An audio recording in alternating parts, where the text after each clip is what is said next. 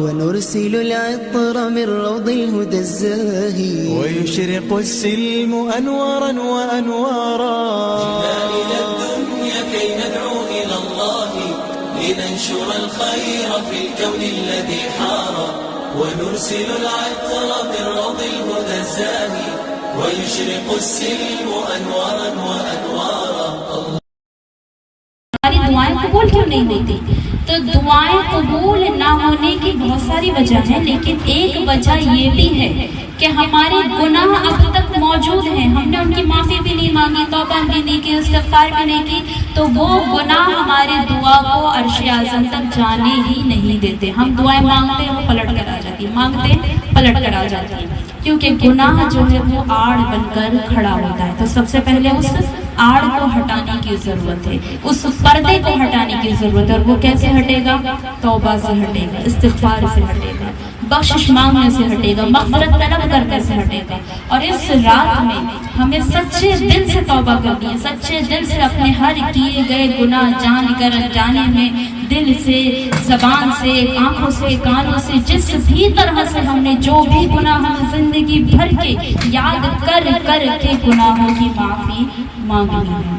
اور پھر اگر کسی انسان سے جڑے ہوئے ہیں گناہ، کسی کو تکلیف دے رکھی تھی، کسی کے حق مارے ہوئے تھے، کسی کو ستایا ہوا تھا، تو اس انسان سے معافی مانگنی ہوگی ہمیں. یہ نہیں کہ جو آج کل رواج بنا ہوا ہے وہ ایک ٹائپ میسج ہوتا ہے، اس کو جو ہے اپنے سارے کانٹیکٹس میں فارورڈ کر دو اور ہو گیا.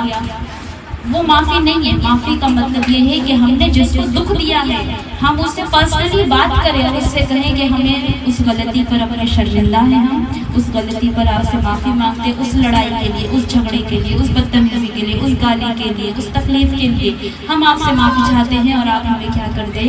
اس بات کے لیے معاف کر دیں تاکہ اللہ بھی ہمیں معاف فرما دے.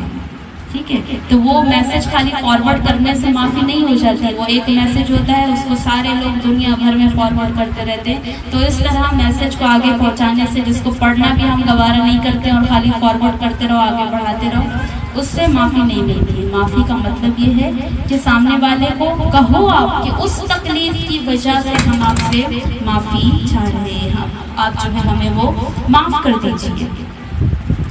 دوسری اہم چیز کہ بندوں سے معافی مانگنا کیوں ضروری ہے؟ اگر ہم نے کسی کے ساتھ کچھ غلط کر رکھا ہے تو معافی مانگنا کیوں ضروری ہے؟ ہم ایسے ہی نہیں مانگ سکتے، صرف خدا سے معافی مانگ لیں تو کام نہیں چلے گا، نہیں چلے گا.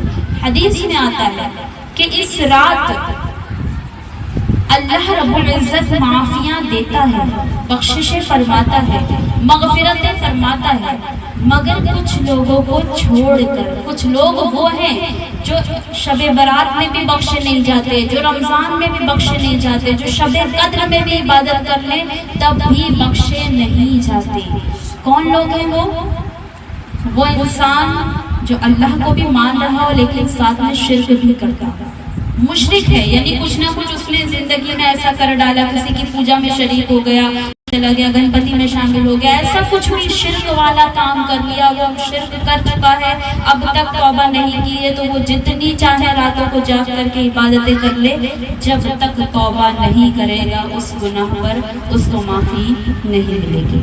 تو شرک کرنے والا اس رات میں بھی عبادتیں کر کر بخشا نہیں جائے گا. دوسرا، دلوں میں کینہ رکھنے والا. دلوں میں کینہ یعنی دلوں میں جو ہے اتنی کسی کی دشمنی رکھی ہوئی ہے، اتنا حسد ہے، اتنا جلن ہے کسی سے کہ وہ ہم یہ چاہتے ہیں کہ اس کو نقصان ہو، اس کو پریشانی آئے، اس کو تکلیف پہنچے تو ہمیں خوشی ملتی ہے.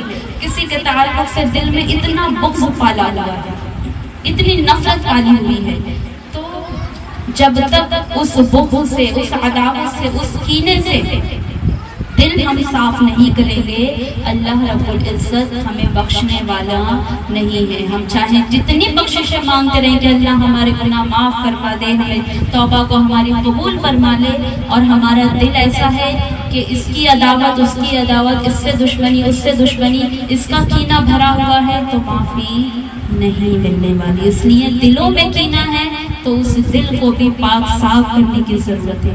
اگر ہمارے ساتھ کسی نے برا کر رکھا ہے تو ہمیں کیا ضرورت ہے؟ ہم کیوں اپنا نقصان کر رہے ہیں؟ کینہ کر کے ہم اپنا نقصان کر رہے ہیں. اس کے معاملے کو اللہ کے حوالے کر دے کہ اللہ تو نے سب دیکھا، اس نے کیا کیا میرے ساتھ، اب تو جانے وہ بندہ جانے. میں اپنے دل میں کسی کے لیے کوئی دشمنی نہیں رکھوں، اسے وہیں کہ وہیں آپ معاف کر دیں. اللہ معاف کرنے والوں کو پسند فرماتا ہے. اپنے دل کو غلاظت میں مبتلا نہ کرے، اپنی روح کو غلاظت میں مبتلا نہ کرے.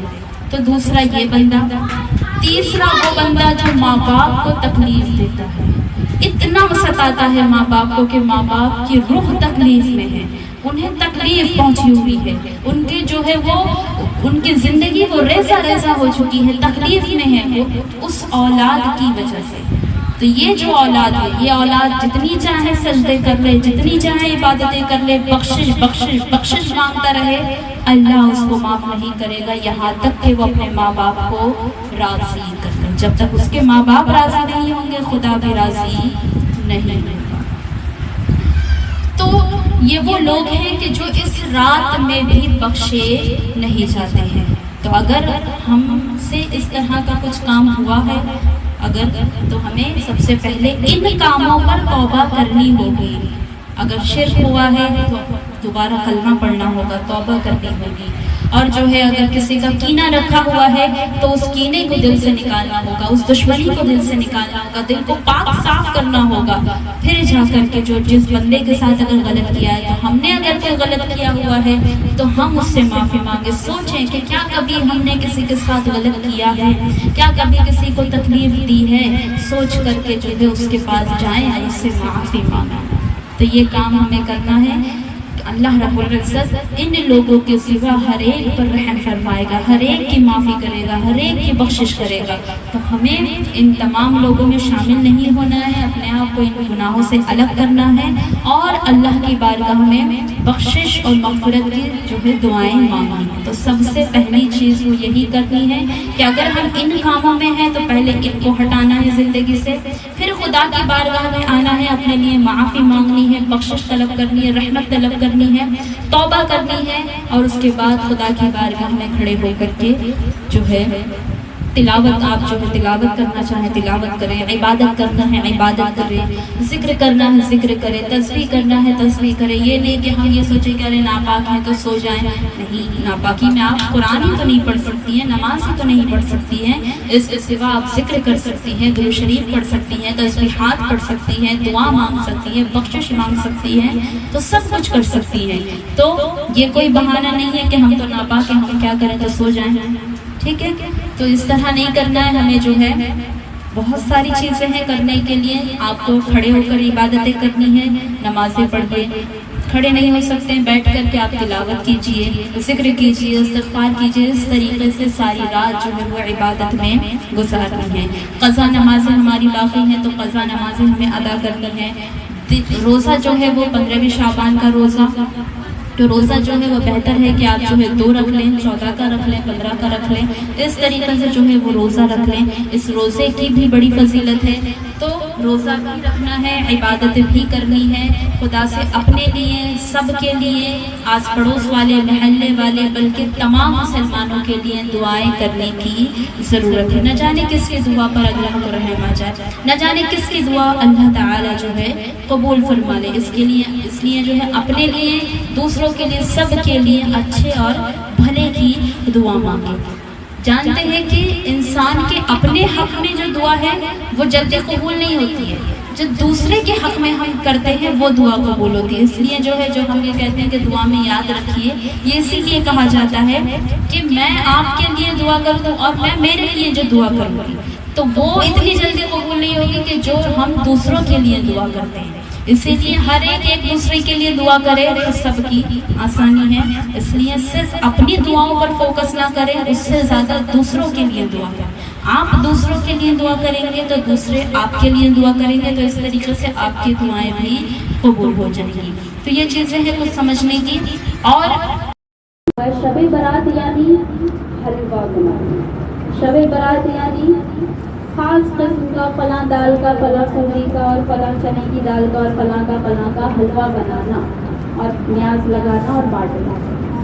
ہم نے شب براءت کا مطلب یہ سمجھا، جبکہ جانتے شب براءت کا مطلب شب یعنی رات، برات یعنی نجات، نجات کی رات، تو حلوہ کھا کر نجات ملے گی یا توبہ کر کے نجات ملے گی؟ تو سب سے پہلی چیز تو ہم نے کیا سمجھا کہ شب برات آنے والی ہے، یعنی حلوہ بنانا ہے بہت سارا، خود کے لیے بھی جو ہے ڈبے بھر کے رکھنا ہے، پڑوسیوں میں بھی بانٹنا ہے، محلے میں بھی بانٹنا ہے، لڑکیوں کو بیاہ کر دیا ہے، شادی کر دیا تو لڑکیوں کے سسرال بھی بھیجنا ہے، رشتہ داروں میں بھی بانٹنا ہے، اور اس کے لیے بھی کیا کر رہے ہیں بھائی، پورا دن جو ہے حلوہ بنا رہے ہیں، پورا دن حلوہ بنانے میں گزار دیا۔ اس کے بعد جب اصل کام کی باری آئی، رات کو جاگنے کی باری آئی، جب عبادت کرنے کا وقت آیا تو کمر میں درد ہے، سر میں درد ہے، ہاتھوں پہ درد ہے، پیروں میں درد ہے، کیا کریں آپ؟ سو جائیں۔ پھر تو کون سا کام دونوں میں سب سے زیادہ ضروری ہے؟ تھوڑا سا دماغ اپنا استعمال کر لیں، حلوہ ضروری ہے یا اللہ کی عبادت ضروری ہے؟ جنت میں کیا لے کر جائے گا؟ اللہ کی بخشش کیسے حاصل ہوگی؟ حلوہ بنا کے یہ تلاوت کر کے عبادت کر کے رات میں جو ہے عبادتیں کرتے ہیں۔ خود تھوڑے سے اپنے دماغ کو استعمال کرنے کی ضرورت ہے۔ حلوہ بنانے میں کوئی برائی نہیں ہے، لیکن یہ بھی کسی کتاب میں نہیں لکھا ہوا ہے کہ فرض ہے، واجب ہے، سنت ہے، نفل ہے، کچھ بھی نہیں ہے۔ آپ کو فاتحہ لگانی ہے، نیاز لگانی ہے، آپ کسی بھی چیز پر لگا دیجیے، نارملی آپ جو کچھ بناتی ہیں آپ اس پر لگوا دیجیے، ایزیلی جو آپ کے لیے فیسلٹی جس چیز میں ہو جائے، جس بھی چیز جو ہے آپ کو آسان لگتی، جو بھی چیز آپ آسانی سے کر سکتی کہ محنت کم لگے، آسانی کے ساتھ ہو جائے، آپ کی صحت کے حساب سے، آپ کی طبیعت کے حساب سے، آپ کے گھر کے کام کاج کے حساب سے، فیملی سسٹم کے حساب سے آپ وہی کام کیجیے۔ اگر وہی حلوہ بنانا ہے، اس کو بھی بنانے میں کوئی برائی نہیں ہے، آپ وہ بھی بنا سکتے ہیں، لیکن یہ کہ تھک جائیں گے۔ اگر آپ کو وہی اتنا ہی شوق ہے تو آپ ایک دن پہلے بنا لیجیے یا بعد میں بنا لیجیے گا۔ یہ کسی کتاب میں نہیں لکھا ہوا کہ 14 دن جو ہے 14 شعبان کو جو ہے جب 15ویں رات لگے گی تو اسی پر فاتحہ لگنی ہے، وہی ہونا چاہیے، ورنہ جو ہے کچھ نہیں ہوگا۔ تو یہ چیز دماغ سے نکال دیجیے، فاتحہ لگانی ہے ہمیں، جو بھی میٹھی چیز آسانی سے ہمارے گھر میں بن جائے، کھیر بن جائے، جو کچھ بھی بن سکتا ہے اسی پر آرام سے آسانی سے بنائیے، فاتحہ لگا دیجیے، بات ختم۔ یہ حلوہ بنانا، ادھر بھیجنا ادھر بھیجنا، یہ سب کسی بھی کتاب میں نہیں لکھا ہوا۔ ہاں اگر آپ میں اتنی طاقت ہے، اللہ نے آپ کو اتنی جو ہے صحت دی ہے ماشاء اللہ، تو آپ وہ حلوہ بنائیے، بانٹیے، سب کچھ کیجیے، مگر عبادت کا فرق اس سے پھر نہیں پڑنا چاہیے۔ دونوں کام اگر آپ ایزیلی کر سکتی ہیں تو ماشاء اللہ پھر کیا بات ہے، ضرور کیجیے، پھر کوئی اس سے آپ کو روکنے والا نہیں ہے۔